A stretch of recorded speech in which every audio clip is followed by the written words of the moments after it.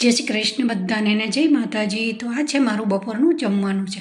જમવામાં ગુવારનું શાક છે, રોટલી છે અને વઘારેલી ખીચડી છે, અથાણું છે અને ચટણી છે. સૌથી પહેલાં આપણે ગુવારનું શાક બનાવતા પહેલાં લસણની ચટણી બનાવી દેવાની છે. આ લસણની ચટણી તૈયાર થઈ ગઈ છે. ત્યાર પછી 1 ચમચી તેલ નાખ્યું છે. તેલમાં રાઈ નાખી છે અને ચટણીને સારી એવી તેલમાં શેકી દીધી છે. પછી ગુવાર નાખી દીધો છે. ગુવારમાં તમારે જેટલો રસો રાખવો હોય એટલું જ પાણી અહીંયા ઉમેરી અને લગભગ 3 થી 4 સીટી બોલાવી દેવાની છે. હવે શાક થાય છે ત્યાં સુધીમાં આપણે હવે લોટ બાંધી દઈએ. તો થોડું મોણ નાખી, મીઠું નાખી અને લોટ સરસ સોફ્ટ બંધાઈ ગયો છે. પછી આ રીતે મેં વાળેલી રોટલી તૈયાર કરી દીધી છે. બપોરે આ રીતે ગુવારના રસાવાળા શાક જોડે રોટલી આ વાળેલી હોય છે, બહુ સરસ લાગતી હોય છે.